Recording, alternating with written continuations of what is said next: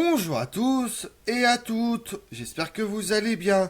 Aujourd'hui on s'intéresse au puissant empire seldoukide qui dès le 9e siècle se rend indispensable au pouvoir de Bagdad, qui fait appel aux guerriers turcs, mais en s'arrogeant en 1042 le titre de sultan, puis en imposant leur tutelle au calife abbasside, les Seldoukides ont régné au cœur de l'Orient islamique. Vous voulez en savoir plus sur les Seldoukides? Venez avec moi. Apprendre la langue des Turcs, car leur règne sera long. Comme nombre de propos attribués à Muhammad, cette tradition a été forgée selon toute vraisemblance, longtemps après la mort en 632 du prophète. Elle est rapportée dans le recueil de la langue des Turcs, premier dictionnaire arabe-turc composé à Bagdad vers 1077, et seule œuvre en langue turque conservée de l'époque seldoukide. Cette tradition devait s'avérer prophétique. L'empire des Seldoukides, 1037-1194, inaugure en effet pour près de 900 ans la domination politique des Turcs sur l'Orient islamique. De leur conquête, on ne retient bien souvent que leur brève domination sur Jérusalem, 1073-1098, qui devait précipiter en Occident l'appel du pape Urbain II à délivrer le tombeau du Christ. Dans les mêmes années, leur victoire sur l'armée byzantine à Manzikert, 1071, ouvre l'Anatolie à l'installation des pasteurs turcs nomades, les Turkmènes. Aussi lourd de conséquences qu'a été les deux événements, l'un inaugurant le temps des croisades, le second préparant la genèse de la Turquie moderne. Il ne concerne que les périphéries occidentales de l'empire des Seldoukides, abandonnées par les souverains des parents issus de lignages collatéraux. En réalité, pendant un siècle et demi, le domaine seldoukide est centré sur l'Iran. C'est de là que s'étend vers l'ouest à l'Irak, où le calife abbasside de Bagdad subit leur tutelle, ainsi que la Syrie du Nord vers l'est jusqu'en Asie centrale, où la dynastie turque des Karakhanides est devenue leur tributaire. Les Seldoukides ne sont pas les premiers Turcs à jouer un rôle dans l'histoire de l'islam. Depuis les années 870, les califes abbassides de Bagdad ont pris l'habitude de s'entourer d'une garde turque d'origine servile, dont le poids politique va croissant. Dès 977, Sebün Kerting, un goulam turc au service des princes d'Asie centrale, s'établit à Ghazna, en Afghanistan, où il se taille une principauté. Ses descendants en font la tête de pont de la conquête turque de l'Inde. Les Seldoukides, eux, ne sont pas entrés en islam par le filtre de l'esclavage, mais en hommes libres, accompagnés d'un nombre grandissant de pasteurs turcomènes, venus de la steppe attirés par leur premier succès. Seldouk, l'ancêtre éponyme de la dynastie, est un chef de guerre issu de la grande confédération tribale des Ougouzes, établie au nord-est de la mer d'Aral, l'actuel Kazakhstan. Il se convertit à l'islam à la fin du Xe siècle et se met au service des différents princes qui se disputent alors l'Asie centrale. En 1035, ses petits-fils, parmi lesquels Turgil Beg, ayant essuyé une défaite au Khwarzm, dans le delta de l'Amou-Daria, se réfugient à Khorasan, riche province d'Iran oriental, sous la domination des Ghaznavides. En l'espace de 5 ans, ces nomades turcs se rendent de maîtres de la région, ravagent l'arrière-pays pour contraindre les villes de Merv, Hérad, Naspour à leur ouvrir leurs portes, avant de vaincre en 1040 les Ghaznavides et leurs éléphants de guerre. Cette première phase de conquête s'étend rapidement à l'ensemble de l'Iran. Turgil Beg fait Isfahan sa capitale en 1051, puis à l'Irak. Le même entre sans combattre à Bagdad en 1055 et impose sa tutelle au calife abbasside. Mort en 1063 et inhumé à Merv au Khorasan, il lègue à ses successeurs une autorité suprême, reconnu par l'ensemble de sa famille, comme par les pasteurs turkmènes qui se sont installés en Iran dans le sillage des conquêtes, mais sans cesse disputés par des membres des lignages collatéraux. Le règne de son neveu, Alparslan, le vainqueur de Manzikert contre les Byzantins, est bref, 1064-1072, et c'est sous le règne de son fils Malik Shah, 1072-1092, que l'empire seldoukide atteint son apogée de l'Asie centrale à la Syrie du Nord. Les Seldoukides ont inauguré dans l'histoire de l'Empire islamique un mode de gouvernement sans précédent, le caractère inhérent de la cour, dont les milliers d'habitants, serviteurs, combattants, artisans, courtisans et les innombrables troupeaux se déplacent avec le souverain au gré des saisons, n'a rien de nouveau dans l'espace iranien. En revanche, la réticence des Seldoukides à résider en ville, dans un palais ou une citadelle urbaine tranche avec la pratique des cours califades.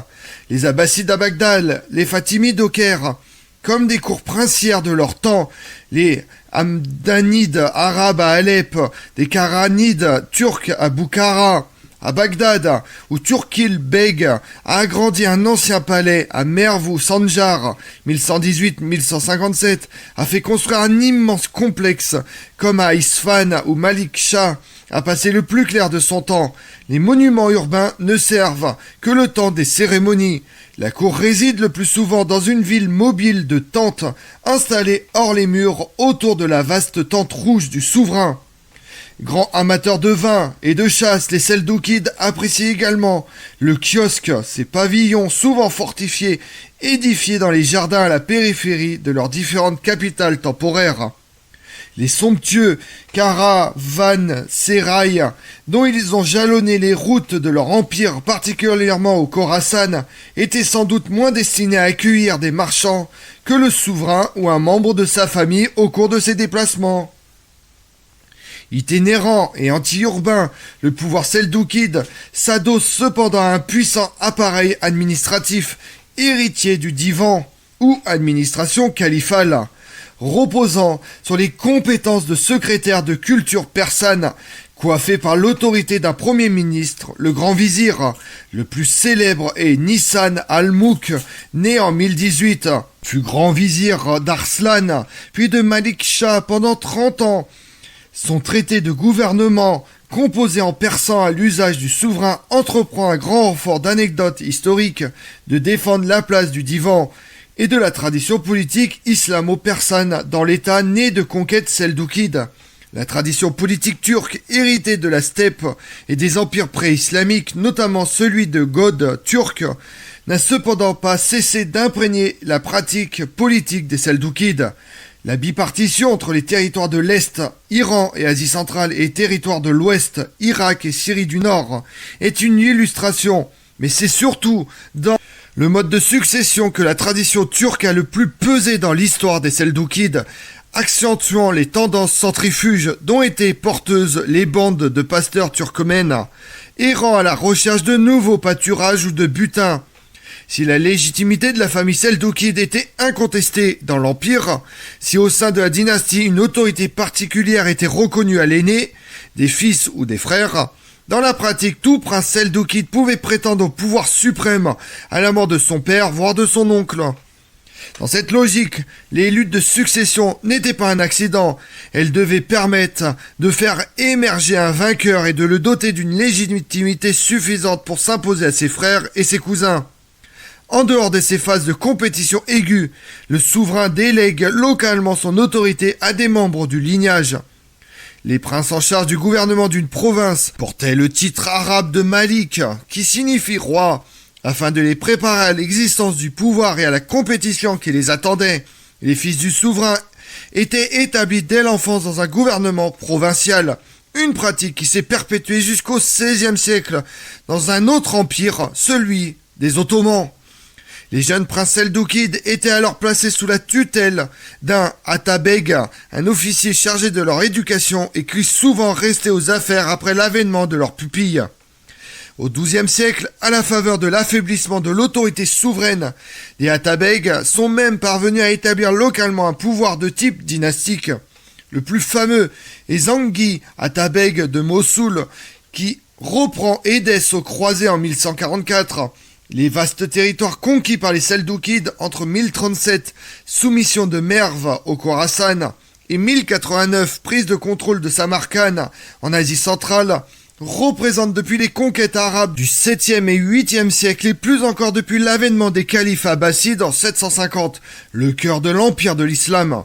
Les nouveaux maîtres turcs ne doivent pas seulement s'accommoder des pratiques administratives persanes, ils doivent composer avec la tradition politique qui place au sommet de l'empire le pouvoir universel du calife, quelle que soit la réalité effective de ce dernier.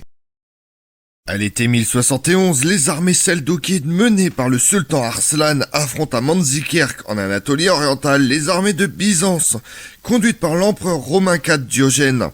La défaite des Byzantins, affaiblie par la défection de leur contingent de mercenaires turcs et la capture de l'empereur lui-même, plonge l'empire byzantin dans la guerre civile pour 10 ans. Le sultan, en revanche, n'exploite pas sa victoire et délaisse une région disputée aux Byzantins depuis des siècles par les Arabes. Mais plus rien n'empêche désormais les pasteurs turkmènes d'établir leurs troupeaux sur les plateaux anatoliens, ouvrant la voie à la lente turquisation de la région. Quand Turkil Beg entre à Bagdad en 1055, le calife abbasside a déjà perdu beaucoup de son empire. Il y a 3 siècles que les territoires occidentaux, Al-Andalus et le Maghreb, échappent à son autorité. Un siècle qui subit la tutelle d'une dynastie de chefs de guerre persans chiites. Les chefs de Seldoukides a cependant compris la nécessité d'intégrer un ordre symbolique dont le calife reste la clé de voûte.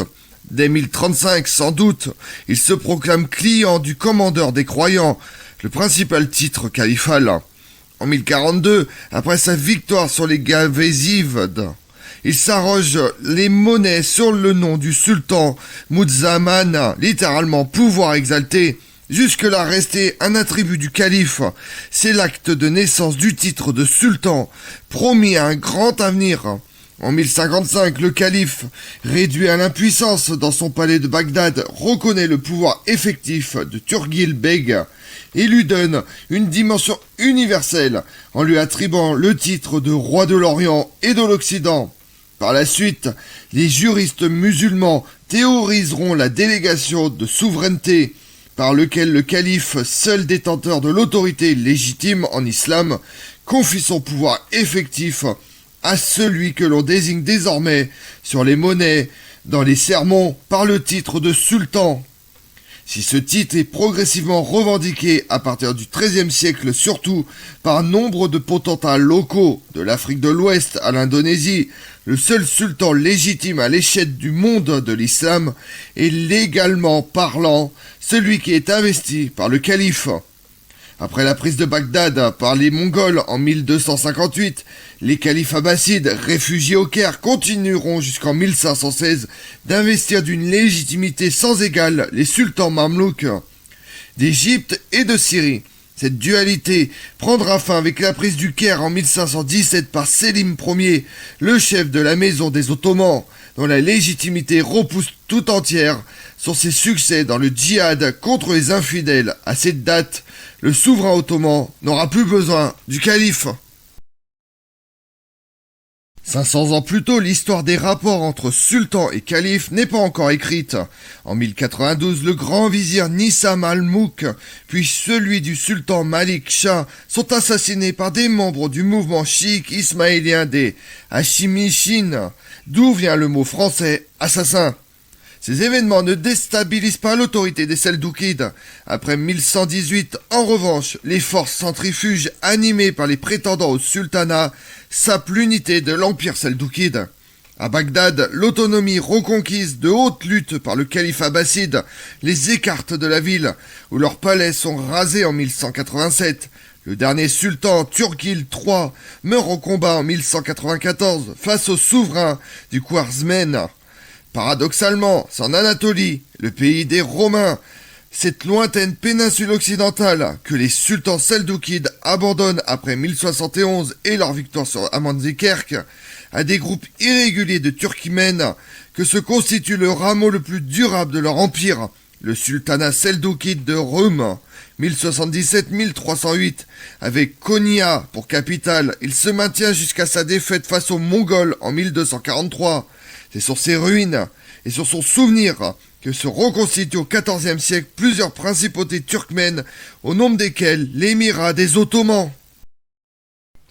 Comme on l'a vu, le grand empire seldoukide était un empire musulman turco-persan du haut Moyen-Âge. Dans sa plus grande étendue, l'empire seldoukide contrôlait une vaste zone s'étendant de l'Anatolie occidentale et du Levant jusqu'à l'Hindiকুশ à l'est et de l'Asie centrale au golfe Persique au sud. Je vous remercie d'avoir suivi cette vidéo en ma compagnie.